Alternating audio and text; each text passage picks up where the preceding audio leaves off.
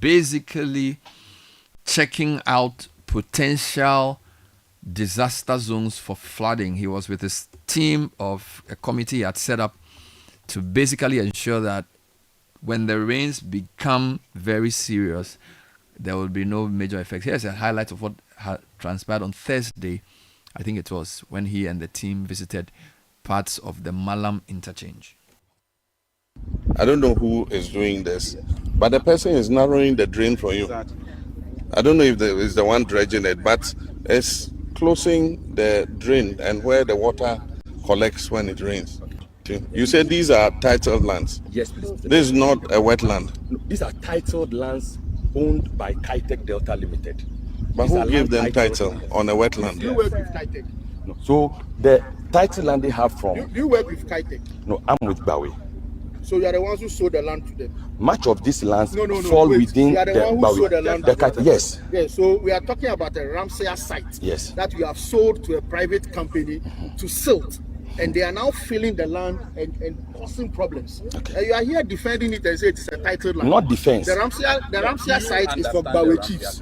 So you are selling the Ramsey site to a private company, and you are here to defend the fact that the company is filling the place up and causing problems. That's a very good question. And you want us to continue listening to you? No, please. Please. That's why we're asking the regional minister and the district chief executives to take a very tough stand on people whose properties are blocking waterways, because they're creating distraction for other people's properties and even loss of lives. Sometimes when it floods heavily, we lose human lives. And so it's not because we don't have a sympathy for people like that, but we must enforce the bylaws. And the point is, the assembly here, how did you sit and allow this to happen? And so we just have to caution citizens of Accra that there's going to be severe flooding because of the delay in these projects. But we have to do everything to alleviate destruction of property and loss of life as much as possible. But I've charged the Garrid Secretariat and the Hydrology Section and the Ministry to pay constant attention to make sure that all the projects that have been awarded under Garrid to make Accra resilient from flooding are speeded up as quickly as possible so that we can minimize the flooding. 828 in studio is Major Retired Dr. Joseph Bikanyi Kuyon, who is the new Director General of the National Disaster Management Organization known as NADMO. Major, thanks for joining us. Good morning. Thank you. You're welcome to the show. I suspect you were there when this whole interaction was happening. When was it and where was this? I was part of the president's team that went around. Okay. And let me give a little bit of history. Go ahead. What may have made the president go on himself to see for the first hand what was happening at the construction site. It will interest you to know that this project, the Garrid project, which is the Greater Accra Flood Resilient Project, was initiated by His Excellency John Dramani Mahama in his first government. Is it? Yes. Okay. So a loan was secured for this resilience project to be done in Accra to avert the flooding that keeps occurring every time it rains. He couldn't get to supervise its implementation because he went out of power. And work has been snail pace until he came back to the presidency, and so it was his baby, and he had. So he's personally interested in the Garrid project, which is why he kept mentioning it. He has interest in it, and that is why, based on the monitoring reports from NADMO and other related agencies, he felt that work wasn't going on the way it should. And so it was necessary for him to go and see for himself and to add his voice. We all know that the president's voice is a command. Yeah. And once he himself has shown the way, you cannot go to sleep. So that's why it was necessary for him to go and see to the project. So where did you people go that day? We went to Malam. We came to Circle, Kole, Circle Enclave. Yeah, and then we also went to, I think, after Chimota. Yes. So Abofu. Abofu. Yes. So we also went to that place. And these are areas that the Garrett project spans through.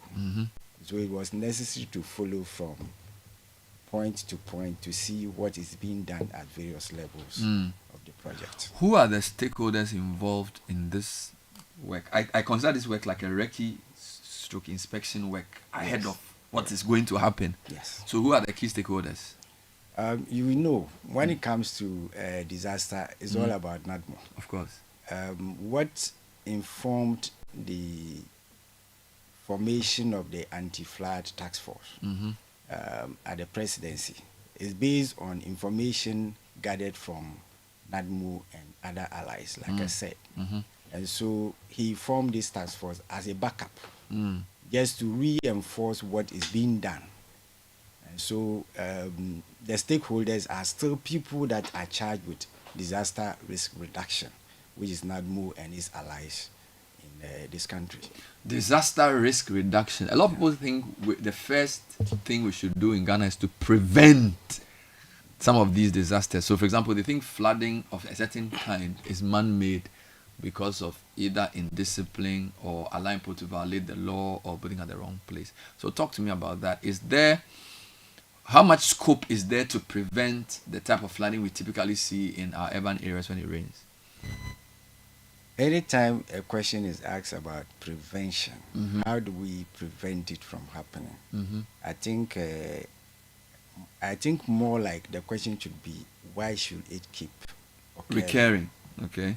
So I will borrow the words of our first president, Osajifo Dr. Kwame Nkrumah, who once said that we often blame history by saying that it repeats itself, when we know that factors and incidents that determine the course of history is our own actions and doings. Wow.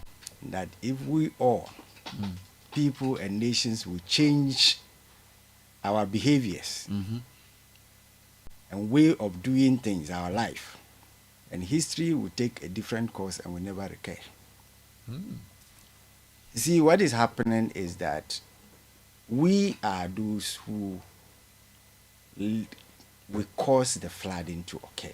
And until we as a people begin to change our lifestyle, this stopping or prevention will be a Herculean task. We can do all that we have to do, like the Garrett project that is ongoing. But like I'm saying, people were charged to do this project. Timelines have passed. It's not been done. You cannot do magic to prevent the flooding because people have failed to do their job. We see people openly dropping refuse in drains, people constructing buildings in waterways, and we want flooding to stop or prevent it. That will be difficult. And so we have to change our way of life first, and then we can put in the measures to see to it that flooding doesn't occur. Even if it will, that will be on a marginal scale and cannot go beyond our capabilities. But who is the we there? Is it the citizens? Is it the duty bearers? Is it the government? Because, usually people say we have to change our ways. In every country, behavior is regulated or engineered. People will do anything they are allowed to do if there are no structures. And because of your training, this is true. So when people say we have to change our behavior, that's true. But there's also a deeper truth that leadership has to ensure that there's punishment for wrong action and there's reward for good action. That's then what makes the first fact more true. So I want you to comment on that. What role do duty bearers have in ensuring that the behavior change required to prevent this type of recurrence occurs? If there was anything we need more, it is what our president has done. His Excellency John Dramani Mahama going out in the open to go around Accra to show the way. Part of the problem has to do with leadership, like you are saying. There's agencies that are supposed to ensure that certain things are done fail in that duty. NADMO can do everything, can go around, identify disaster sites, put in the measures to stop that disaster from occurring. If other related authorities do not do their part, like you heard the president openly asking, who gave title to these people? To fill a wetland and embark on construction, who gave that title, a license to them? Who gave the permit? And so we need to question the leadership aspect of managing disaster. That is acceptable. Apart from that, the citizenry also have a blame to share, because we are those who go to build in these waterways, and you are part of the community.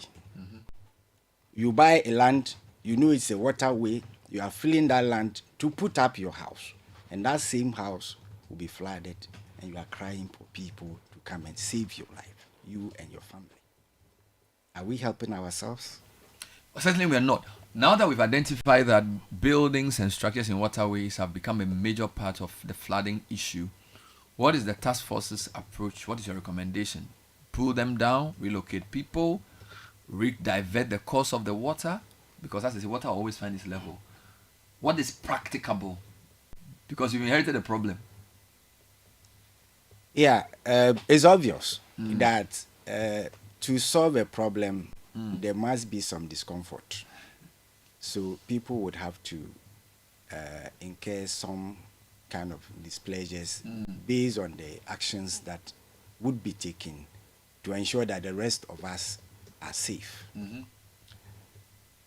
It is obvious that some structures will have to be pulled down. It's obvious that people who have already started filling these places will be asked to stop, and will re-dredge those places to restore them to their original state where they can play the role they are supposed to play. Because the ecosystem is disturbed. If you don't restore it, what it means is that the people, the lives that are in this system will suffer. That is me and you. So there will be dredging. There will be demolitions. We have to do it if we want to ensure that the flooding that is envisaged, we effectively manage or combat it. Then we have to do what we should do. What is the scale and scope of this demolition and dredging you refer to? Is it just an Accra issue, or are you looking at other regional capitals and urban areas? And also, is there a limit to what you can destroy? Because let me give you an example. There are places that may have 6 or 7 houses, or maybe 3 or 4 houses on a waterway, but there are places that are like 50 houses in a waterway. So are you going to say that for some places demolishing practically may not make sense? Or based on the president's directive, if a building or structure or structures are preventing free flow of water and they are likely to cause flooding, then they will all go? We want to understand what the marching orders actually mean. Okay, so first, the focus is not only in Accra. Correct. Our focus is on all urban settlements in Ghana. All urban settlements. But specifically, we see a serious problem in Accra. And so that is why it looks like the discussions are centered on Accra. It's not only Accra. Okay. And to also come to the next phase of your question as to how the demolition is going to be carried out. I think we don't do some of these things with a layman's eye. Okay. We have engineers, we have technocrats that are going to be part of this team. All right. They would advise. Where structures are supposed to be pulled down, they will. Where it is possible to redirect the course of water, we are human beings. Nobody wants to unnecessarily cause discomfort to anybody. And so if it is possible to change the direction of water and not necessarily tamper with people's property, that will be done based on the technical advice that we will get from members of the team. But where it is practically impossible to solve the situation except certain structures go, it will be done. What is NADMO's role in all of this? Because as you said, there's a task force which the presidency set up with different agencies. I believe your deputy is in that task force. So which aspect of the work of the task force does NADMO bear responsibility for? Let me clarify something. The task force formed by the president was only to go round and confirm the risk reality. Okay. The risk reality. Okay. They finished, they went to brief him. He himself has gone round to see the situation for himself. All right. The rest of the job is the responsibility of NADMO. Serious? Yes. And NADMO does not work alone. NADMO works with its allies, the Meteorological Service, the Ghana Armed Forces, Fire Service, and other state agencies that has a stake in disaster risk reduction and management. The president formed the task force as a backup to give weight to our work. And so what they have done is the preliminary work we need to do. And then the tone is set for all state agencies that has a role in anti-flood response to play their role this time. Not just playing the role, but ensuring that things are put properly to either stop, like we are saying, which is not possible, but even if it will happen on a marginal scale where we are already prepared to face the situation. And so we would stay on top and be able to control. So let me understand this. The task force was to do preliminary work. Yes. What you call the risk reality. Yeah. You're saying that the implementation of the risk mitigation strategies is NADMO and other state agencies. Yes. I want to know the names of those state agencies. For instance, the Meteorological Department, Meteorological Service. Okay. What are You they supposed to see, do? their role is to give what we call early warning. Okay. And so some of the things that the task force did, not because it wasn't being done. Daily we do it. We monitor all disaster sites in Ghana. We collate reports and we channel them to where it should go. So what the task force did is not new. It's been done. Okay. But to confirm for themselves or to confirm for himself, the president wanted some members of his team to go first. First confirm hand. it. The first hand. Come and update me, and All right. I will go and see it myself. So that he can add his voice and wait to the So thing. that's what we saw. Great. But like I said, I assumed office just about a month and some 1 week. Okay. But within this period, I've been able to pay a courtesy call on the Meteorological Service. I had a very fruitful discussion with the CEO, even to the extent of agreeing that we would have NADMO officers in the forecast room. Thank you. So that as Once and they when see the the information comes, straight. we trigger Wonderful. the response plan. You don't wait until it comes. So these are the allies I we like work it. with. So for every forecast room, there will be a NADMO official. That is it. Who knows exactly what the outlook is for specific places. That is it. So you can put it And we in. have a radio communication system. Correct. So that soon as the information is picked, the alert is given to the communication room, and we trigger it to our regional and district offices, specifically to areas that the disaster is being envisaged to occur, so that the local community can be conscientized before it occurs. That's great. The other stakeholders include Ghana Armed Forces Okay. in the response phase. Okay. Not in the preventive phase. No, in the response phase. So it means there are phases of this. Yeah, there are phases of disaster. All right. So in the response phase, we need people like Ghana Armed Forces. We need people like Ghana Health Service. All right. And other related agencies to play certain key roles. For instance, saving lives, saving property. That is the time we need our allies like the Ghana Armed Forces to fight along us to first save property and life, and then where Ghana Health Service needs to come in, they come in, because there will be definitely medical issues and probably diseases and other things that need to be attended to. Okay. So we are not alone. What about the assemblies? Yes, that's where I'm coming to. Yes, I'm coming to. When you say NADMO, it's not the head office. Okay. The head office, we give directives. Okay. And then these things are implemented at the assembly level. Correct.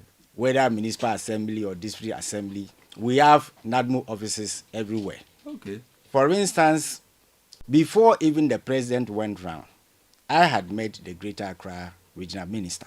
Okay. And we have a plan.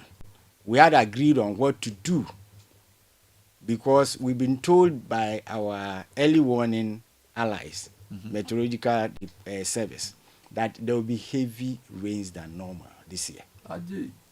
Heavy rains than normal? Than normal. My God. And so we had already triggered our schemes. I took over office 27th of February.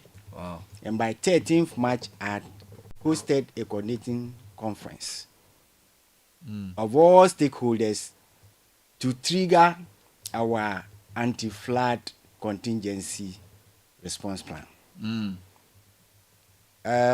Somebody met me at a funeral last weekend, and he was like, what is happening? Everywhere I pass in Accra, I see gutters being desilted. I see people working on drains. Then I said, I didn't come to wait until disaster happens before I fight it. So gutters are being desilted as we speak? Yes. Maybe I haven't been observant. Yes, so maybe you have to, because we triggered this thing about 2 weeks ago. Main gutters? Gutters, water basins, and other. And who's doing the clear? Who's doing the work? It is the task force, because we have NADMO offices at various assemblies, various districts. So you have, and so I coordinated the conference and triggered the response plan. Wow. And so work had began even before the president went out to visit some of the sites for himself. So our work is not waiting for disaster to happen, but that we have to work to stop it or prevent it. And if it cannot be prevented, because we have worked on it, it should happen on a much more smaller scale. Definitely. It's 12 minutes to 9. My guest is Major Retired Dr. Joseph Bikanyi Kuyu, who is the newly minted DG of the NADMO. And he's given us some really interesting insights into the approach. You said something about the phases. I thought you elaborate. You said, so there's the response phase. So just educate me. What are the phases of a disaster? Okay, so there are 3 major phases of disaster management. The most interesting one to me is the first phase, understanding disaster. Understanding disaster. Yes. If you look at the global framework for disaster risk reduction, the Sendai framework, it emphasizes on that first part, understanding disaster. And so that will be my interest area as leader of NADMO. This is where you identify whether a disaster exists and where it does exist. When you identify the disaster, where it exists, then what kind of disaster? Once you get to know where it happens and the kind of disaster, then you can look at the triggers. What causes that disaster? Are there mitigating measures that you can take to ensure it doesn't happen? Are there red flag systems or early warning systems in place that when it is about to happen, people can be prompted? So that's the understanding phase. the understanding of disaster. That's phase one.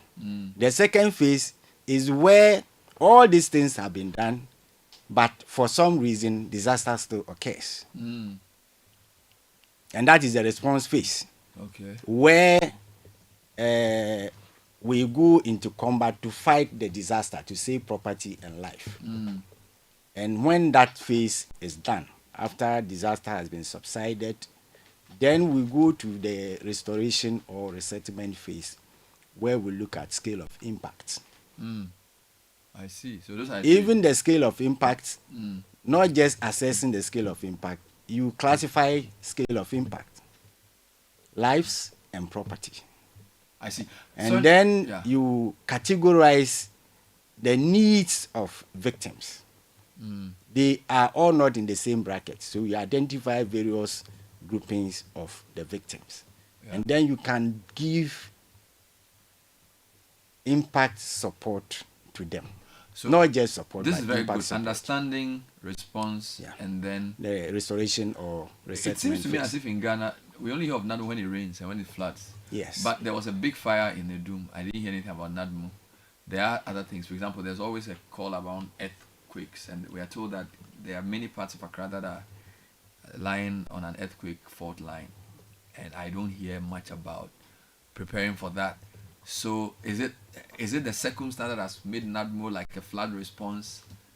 I mean, because apart from floods, I don't know what else I hear NADMO about. Maybe if a building collapses somewhere, every now and again I hear, but I don't seem to hear you, not you personally, the organization respond to anything or prevent anything. So is it the media who have reduced your scope to just flooding? Talk to me about that. Human beings by nature, we enjoy bad news than good news. By nature. Really? Yes. When something is bad news, everybody wants to know what has happened and why. But most often we don't really bother ourselves about good things that are happening around us. First of all, let me talk about the Kumasi fire incident that you said you didn't see in NADMO. The incident happened when the president was on visit in the region. And so from that point, NADMO was directed to take immediate steps to help victims. You see, what we don't know is that NADMO don't go in to help just victims. We are part of the fighters of that disaster. Okay. So even when the fire was ongoing, when the fire was blazing, we had NADMO officers together with fire service combating the fire. Okay. So our job starts from not just when the thing has happened, but way before it happens. And when it does happen, we are in the thick of it until the problem is resolved. You talked about NADMO seems to be responding to only when there's flooding. Yes. There are They a lot come of- with a rope. Yes, there are a lot of And they have a things. canoe, so they will throw the rope. Yes, That's so, all I see. so these are like I'm saying, they are. We have passed certain phases before you come to that stage where you all of you see. But in the understanding phase, we don't get the exposure that we need from you people. Is it? Yes, it is you that should give us the exposure. Okay. Because whatever NADMO is doing is for everybody. And so all of us must be seen as partners in ensuring that NADMO's mandate is effectively delivered. So, like the earthquake matters we are talking about, just yesterday, we put together a program that would educate people in the earthquake-prone areas in Ghana. I see. Just yesterday, I didn't know you talk about it today, but mostly people don't talk about it until there is a problem. So did They you see go- NADMO there. So did you go to the house? We have identified the earthquake-prone areas. Now we are sending a team of experts because we are envisaging that there could be earthquake anytime But they will do based it. on what is happening Where are the around the places? world. Just to cut. Where are they? Yes, you know the reach. the Equapin Ridge and other high-rise topography we have in Ghana. Does Those this include the Malam Wager area? Yeah, of course. They are also Makati, they are they're all close on the to Equapin yes. Ridge. They are on the ridge. Ah, it's part of the Kwapim Togo range. Yes. So that's where the fault line is. Yeah. Yes. So Okay. we are sending up a team of experts to educate these people that based on what is happening around us, that is other earthquake-prone areas are experiencing it. So we don't have to wait until it happens. What do we do? They will be educated as to what to do. But that could also, but anyway, to be fair, earthquake preparedness could also include the way we even build. Yes. Right. And so if you are, because people are still building with the normal concrete in countries that really know earthquake happens, even the materials they use is true to the concept of knowing that earthquake will happen. Anyway, Godfrey, you had a question you wanted to ask. Yes, I wanted to ask him about resources and also about surveillance. You know, because you spoke about being more proactive. You want to become a lot more proactive than reactive, because we tend to report the reactions, and sometimes we tend to report it unfairly. You know, but in the spirit of being proactive, what is your surveillance like in areas that you have identified? Because some of these areas, for instance, are chronic. So if you take like the Malam, Kaswa side, if you take those who live on the Ofankor side of town, yes, the Wejagbawe side, these are chronic flood areas. What is your surveillance like on a weekly, a monthly in these areas? When I came to office, one of the things I looked at, like I said, my interest in the prevention phase and not just reacting to it. So what we have done is that this time we don't want weekly reportage. We have a radio net. So why don't you tell us every morning what your observations are about those sites in your area? And so I have directed that there should be situation report every morning to the head office from all around Ghana, that we have monitored this, and this is what we have observed, or nothing has happened. It's nothing unusual has happened. Even if there's nothing unusual, still let us know. So this monitoring is being done. But apart from that, I have started engaging other allies like the UN agencies in Ghana. We are trying to ask for support in early warning devices. For instance, if we talk about flooding in Ghana, we have the pluvial flooding, which is a flash flooding. Okay. When the intensity of rain exceeds the rate of infiltration of water into the earth. Yeah. It happens. We also have the fluvial floods where water bodies collect so much water that the levels rise and overflow their banks. Yes. So what do we do? Can we get some devices in these rivers? I was talking about when I went to Ketu South with the president. Tidal waves. I was saying that if we had planted some device, some meters from the settlement, that when water touches that thing, To trigger it will it. trigger People an will not be alarm. asleep. You won't and be then this will asleep. happen. Yes. That's a good point. So we are engaging our allies, UN agencies, international bodies. Some of them are ready and willing, like the loan we secure for the Gary project. They are willing to support us. Okay. We are also asking our people in Ghana. We have well-meaning Ghanaians who are resourceful enough. They can support NADMO to implement some of these plans that will help all of us keep a safe society and a resilient Ghana. So we are putting things in place.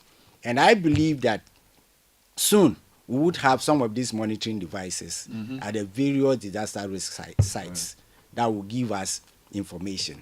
I also intend to create what we call Python sites, the observation sites, field posts, where you station officers at various vantage points where they can collect data about disaster All right. that occurs around that place.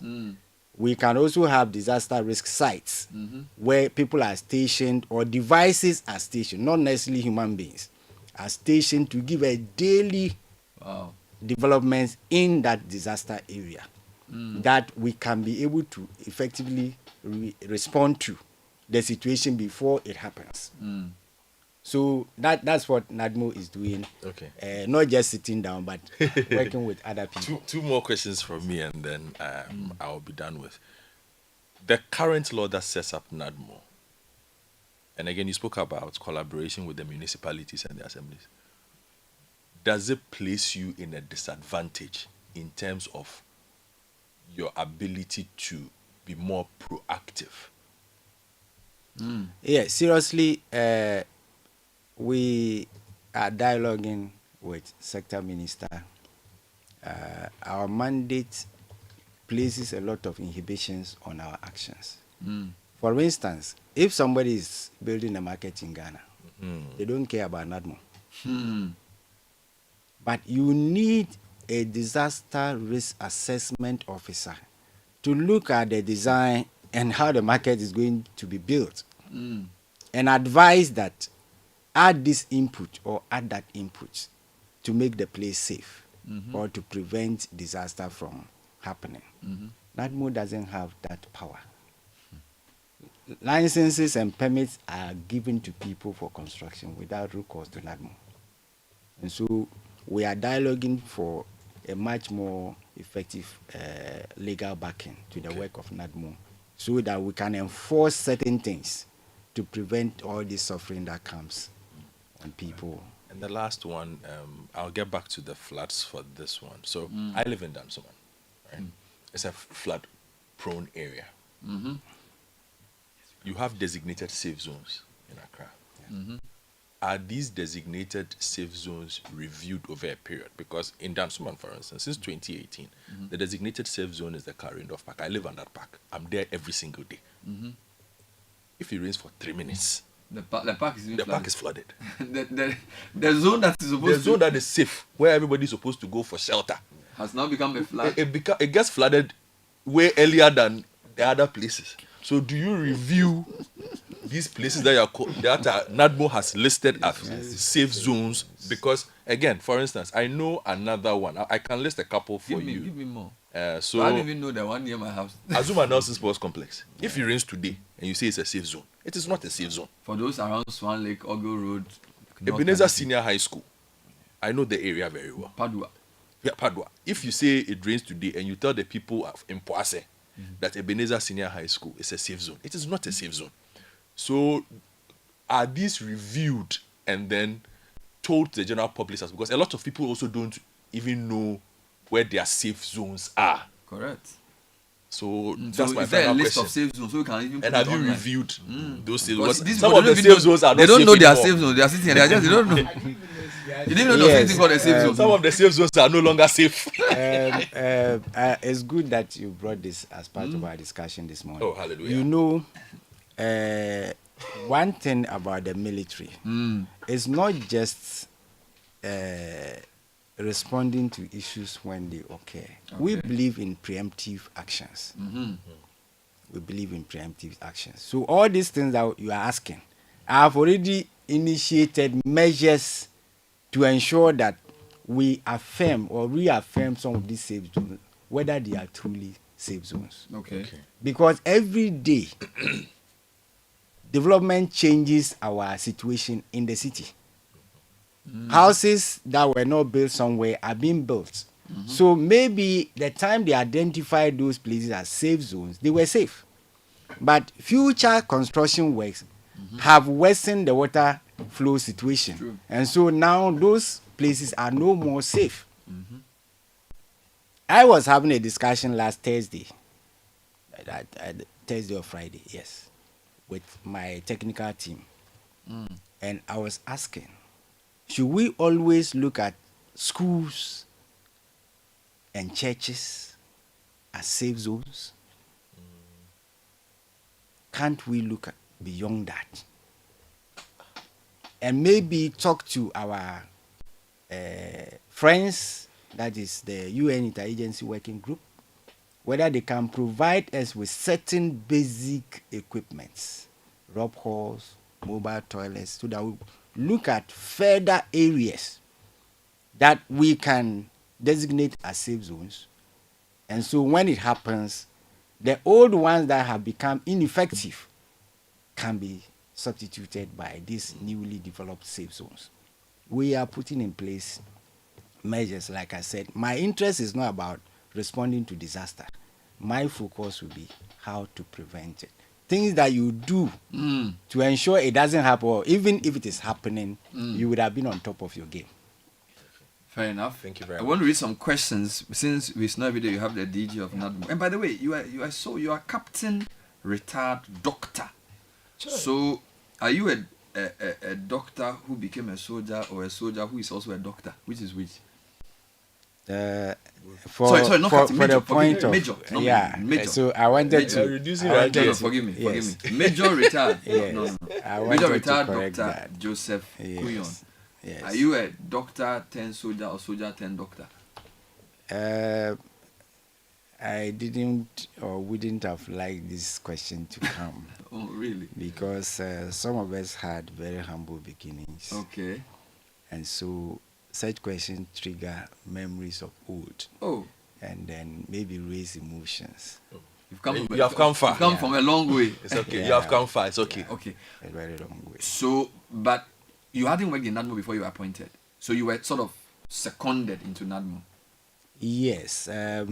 You see, to lead NADMO, you need to have some knowledge in disaster management and military training by itself, apart from other courses that I may have studied on safety and security.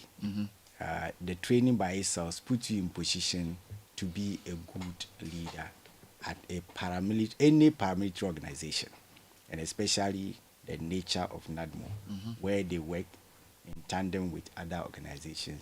It needs your liaison capabilities, your knowledge in disaster management, risk reduction. And so it was based on some of these factors that some of us probably were considered worthy enough to lead NADMO. That's good. And I don't know if you can say this publicly, but what was the state of the organization you inherited? Godfred hinted about resourcing, and you didn't want to go too much into detail because we do know that sometimes these agencies struggle to get the needed resources to do the work they have to do. So, having done all the overviews you've done, I'm sure you can give me a state of health. Do you have the number of staff you need? Do you have the amount of equipment? Do you have the money? What is the state of readiness of NADMO itself? Let me first talk about staffing. When I came to NADMO, one sad thing I observed was that they have very bad conditions of service. The salary is nothing to write home about. And so labor turnover is very, very high in NADMO. What I've studied over the period, just between maybe 2017 to 2024. Before then, NADMO staff were about 8,000. Now we are talking about 5,000 something. And so that leaves a huge staff deficit. Why? Because people feel that they get better places to work, and so they have to leave the organization. So first thing to do is to put up a scheme that will stop this labor turnover. And so, like we said, I don't wait for the organization to come to a crash. I always preempt. So we are putting up a committee. We are consulting with the public services department to see how we can improve first on the conditions of service of NADMO employees, so that people would want to stay and work for the organization. There are people who have been trained, they acquired knowledge, and they've left with that knowledge. Some of them say they haven't been promoted, having worked for over 10 years. Yes, these are the reports that I get. Since I came, every day I receive petitions. I've not been promoted. I've worked for 15 years. Yes, 14 years. No promotion. The morale will also be low. Yes. So these are the things we are working to correct. Yeah. To ensure that people get their due. Yes. When you work, you are rewarded. It is also common knowledge that people have stayed home in the name of working for NADMO for 4 years. They've never gone to work and they take salary. That is what I have heard. And so we are conducting staff audits. We are conducting payroll audits.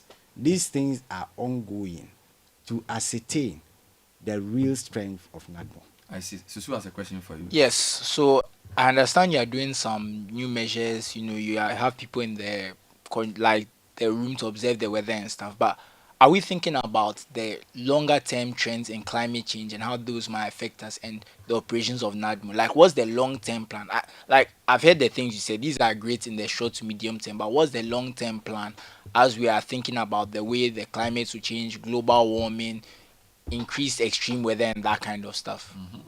Okay, climate change adaptation is part of NADMO's responsibility, and so we do what we call capacity building, where we have officers on the field. That word has been bastardized, though. Yes, we have officers on the field who try to educate people, not just NADMO alone. Some of these projects are sponsored by UN agencies, and they are actively part of the capacity building project. So they go out to meet people at the local level, NADMO officers at the various regions and then districts, to engage the local population that times have changed. I remember I was telling my brother, who is a farmer in Oti region, he planted yam seedlings and the whole thing dried up. Oh. It didn't germinate. This year, I had to give him money to buy yam seedlings. So I was telling him, the season has changed from what our daddy used to do. So you have to study the season now. He's still using old. Yes, and then change the season when you plant your yam. You should observe the rain pattern. Wow. So that we can save ourselves from these troubles. So capacity building is one of the major things we are doing to let people understand that climate change adaptation is part of managing risk, managing disaster. Wow. So we are working on that. It's not only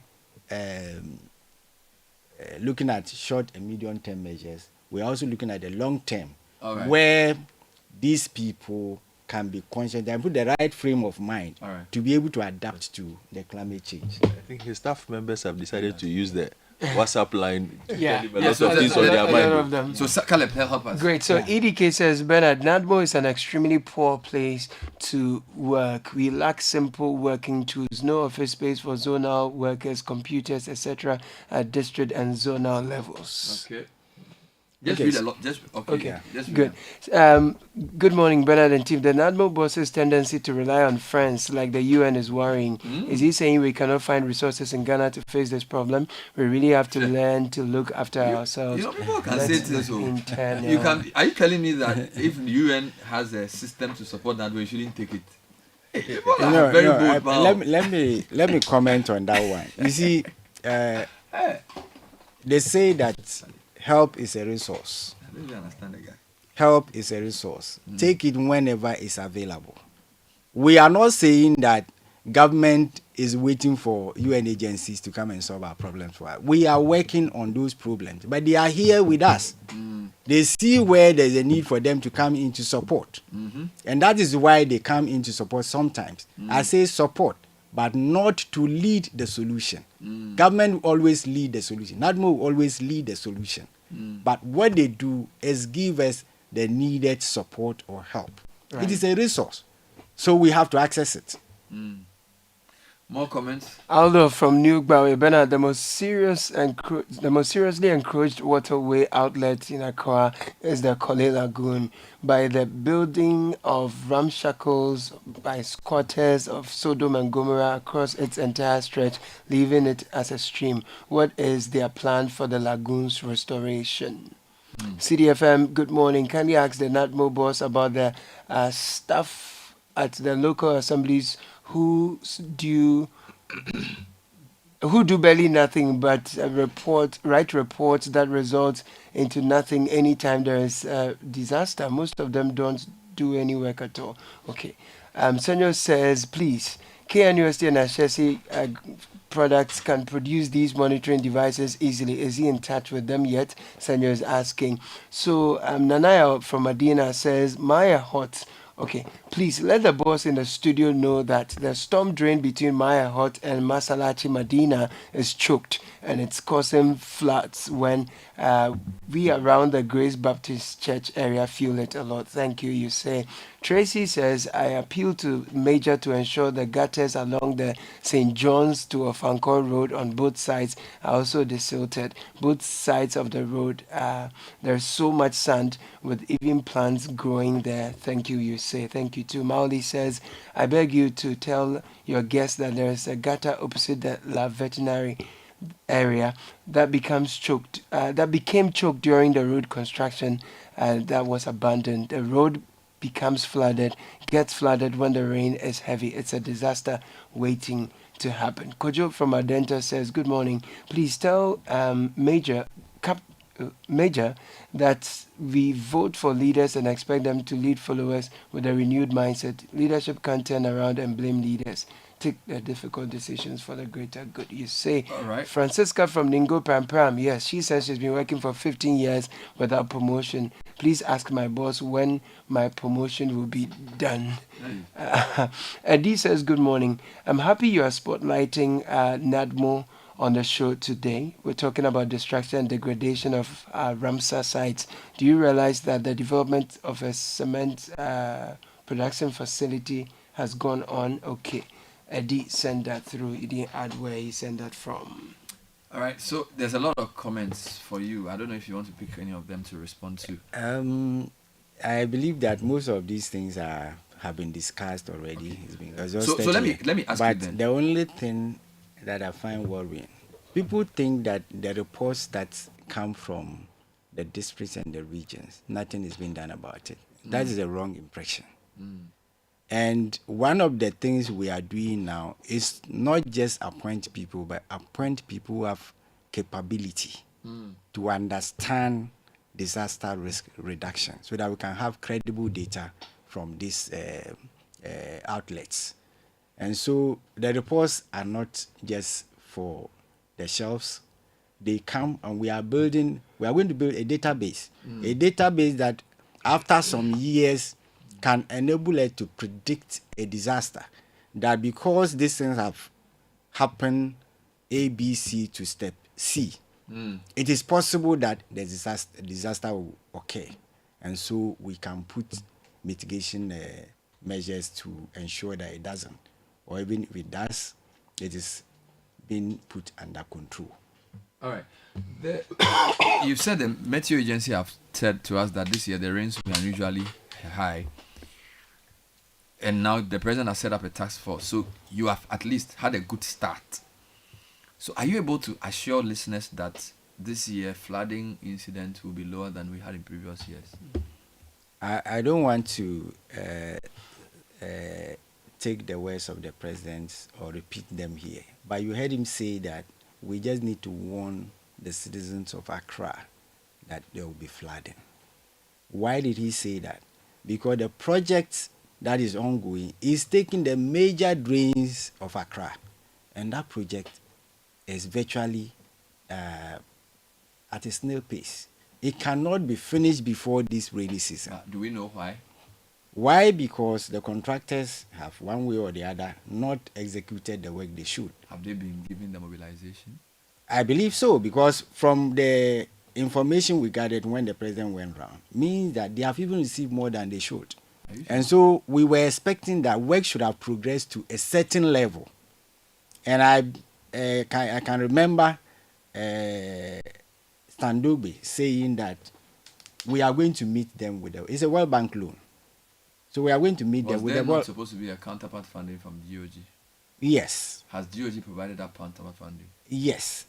maybe you see, the project is in phases. You are supposed to work to a certain level before you can access further funds. So the one that has been given to you, if you don't work to that level where you can raise certificate for further funding, then you have a question to answer. So are you It was suggesting based it's on like that. a project supervision problem, which is why I if don't we are know. blaming When I Garrett went for there, what could be more flooding, I just want to be sure. not Garrett, but the slow pace of work. Yes, The contractors. The contractors. Because when I went to Abofu, I saw only one excavator working there. When we said it was the issue of the contractor not having equipment, he quickly retorted. But what we were seeing on site shows that you don't have equipment. So work has been delayed. And because work has been delayed and these major drains have not been fully constructed, what it means is that we cannot behave like the ostriches and pretend that there will be no flooding. There would be flooding. And because we know there would be flooding, what are we doing? We are not going to sit until the floods happen, but we will put in place the necessary response schemes to ensure that when it happens, it doesn't bring untold suffering on. Let me read a few comments for you more. Bernard, there's serious wetland filling going on along the Volta wetlands area at Wong. It's right along the main Accra-Kusombo highway. Nobody's saying anything until there's a flood. We don't need any prophet to tell us that the areas across the Pong highway towards the lake is sitting on a time-ticking bomb of a flood disaster.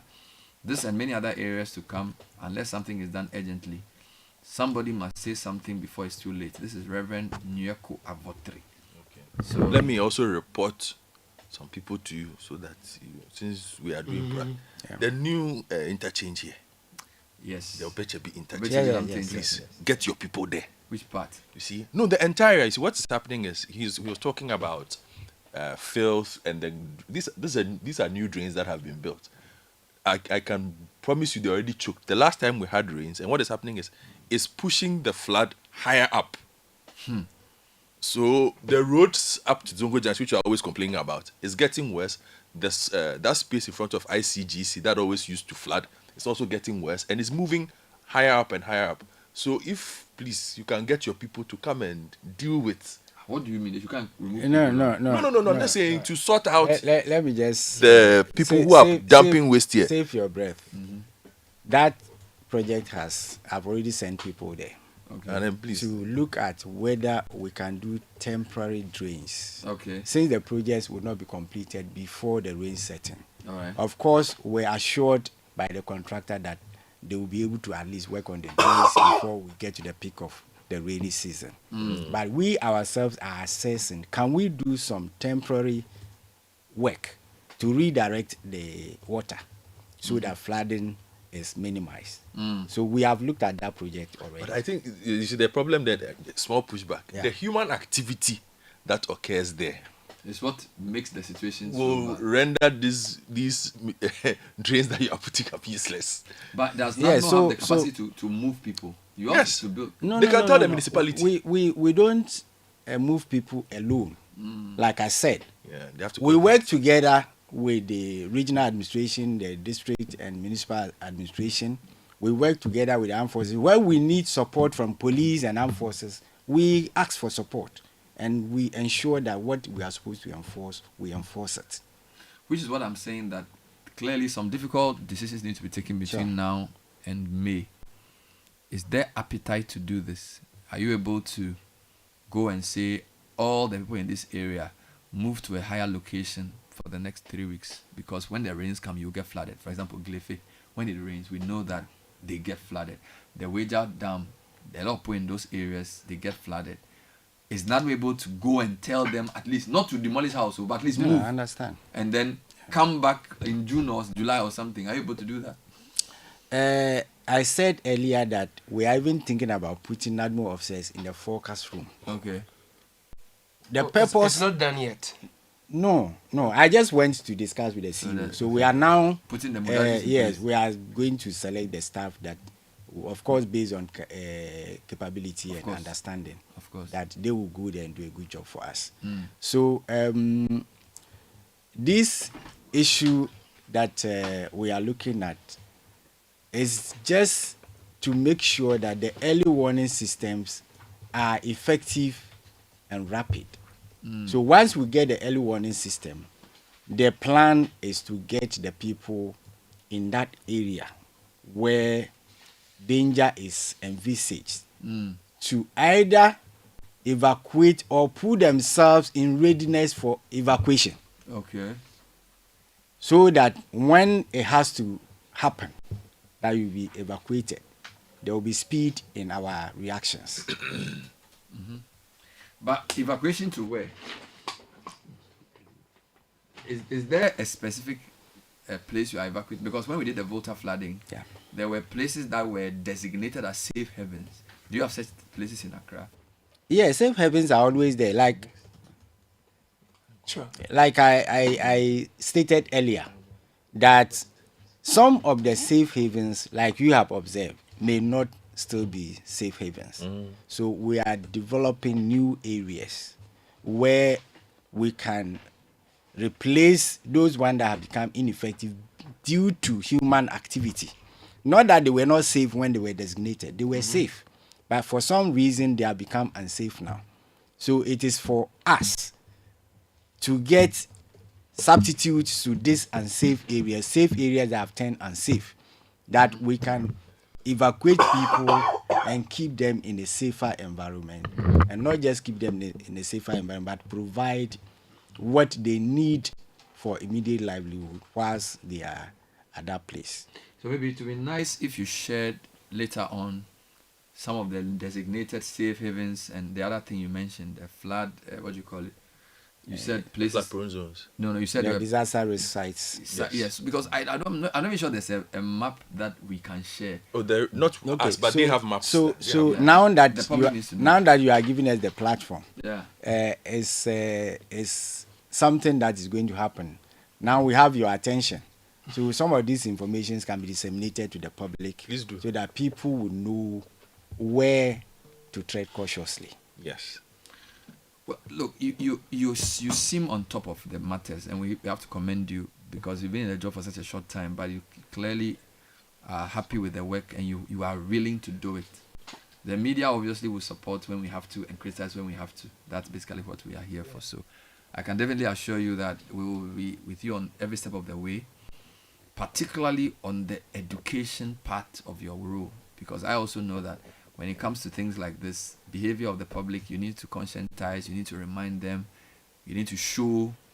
And in fact, I saw a video of a man, it was raining, he just went to pour his refuse in the rain, hoping the rain would take the refuse away. These kinds of things we need to highlight using media to get people to behave in a proper way. So if NADMO is willing to be more media facing, of course you are the CEO, you are here, so clearly it's a good thing. We will be happy to push that as well. The only last concern I have is that my view is NADMO has become very, at least, political. People, they just put political people there. And it seems like a big issue. And of course, you are not the appointing authority. But I'm sure that's an issue for you, right? Where the place is stacked with people from a winning party. So you are mixing them with technocrats. Some of these texts that are coming, the messages that are coming, that people are saying 15 years, 14 years, 10 years, no promotion. I can say that most of them are largely due to situations like that, where people are tagged with political so it affects their ability. Yes, to effectively manage the place. But we are doing our best. I have not come to victimize, but I've come to ensure that we succeed as an organization. And so the best I have to do, I will, to ensure that whoever deserves what is given, not giving recourse to political color and those kind of things. We wish you well, and we sincerely hope that you succeed, and we hope this year the flooding does not become a serious problem, because every year it happens. So Major Retired Dr. Joseph Bikanyi Kuyon, new DG of the NADMO. Thank you for spending some time with us on the breakfast show. There's also when we come back, stay with us.